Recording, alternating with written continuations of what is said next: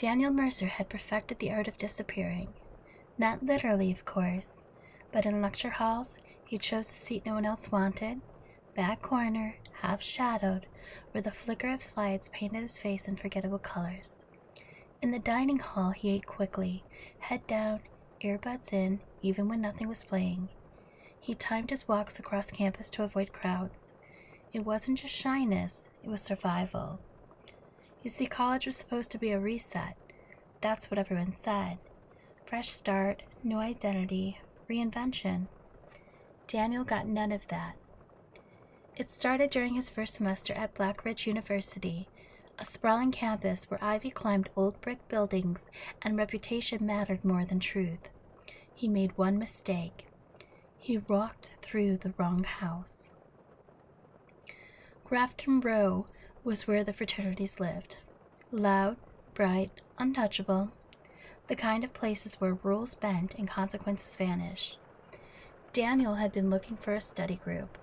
Wrong address, wrong night, right into the middle of a party.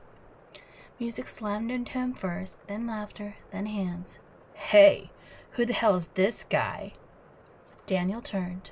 3 of them stood there, all broad-shouldered, confident in that effortless way that came from never being questioned. Ethan Cole, the leader, calm smile, cold eyes.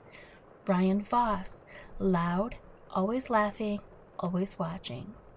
Tyler Briggs, silent, massive, the kind who didn't need words. I think I got the wrong place, Daniel said. Ryan grinned. Oh no, man, you're exactly where you're supposed to be. That was the moment everything changed. At first it was just jokes, always jokes. Say something, man, you got a voice? Look at him, dude looks like he's buffering. Relax, we're just messing with you. People laughed, always. Then came the dares. Drink something you shouldn't, say something embarrassing, let them record it. Daniel tried to leave. Ryan blocked the door. Don't be rude, he said, smiling too wide. We're bonding. Phones came up, flashes, laughter. By the time Daniel stumbled out into the cold night air, something inside him had cracked. The video went up the next morning. It spread faster than Daniel could comprehend. Group chats and campus forums, anonymous accounts, clips of him slurring his words, stumbling, begging them to stop recording. Captioned, remixed, mocked. In class, people looked at him, not openly, but enough. He heard whispers, snickers. Is that the guy? Yes, it was. Daniel hadn't prayed in years, not since he was a kid, not since he realized no one was listening. But humiliation has a way of dragging old habits back to life. That night, alone in his dorm, lights off, laptop closed, he sat on the edge of his bed, hands trembling, heart racing with something deeper than fear. Please, he whispered. The word felt foreign. Please make this stop. Nothing happened. Of course nothing happened. But the next night he tried again. And the next, and the next. The prayers changed. Slowly, subtly. Make them leave me alone. Make them regret it. Make them hurt. Each word came easier, until one night, after seeing a new video, worse than the last, something inside him snapped. Rain battered the dorm windows. Wind howled through the cracks. Daniel didn't sit this time. He knelt. Not out of faith, out of desperation. Please, he said, voice shaking. Please make them suffer. The words poured out now.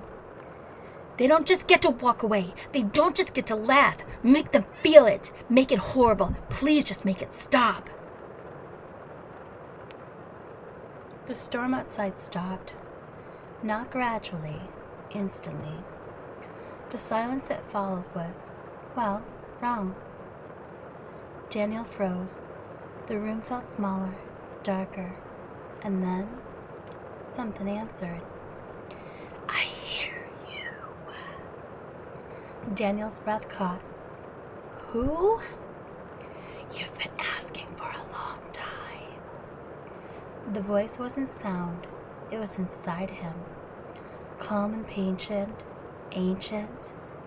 You can fix this, Daniel whispered. A pause. I can do more than fix it.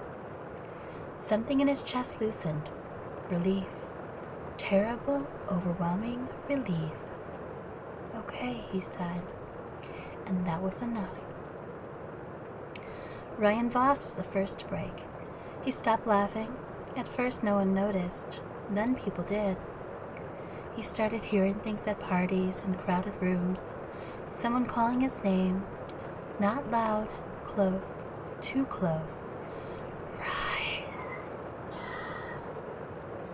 He turned, no one there. Then it followed him home.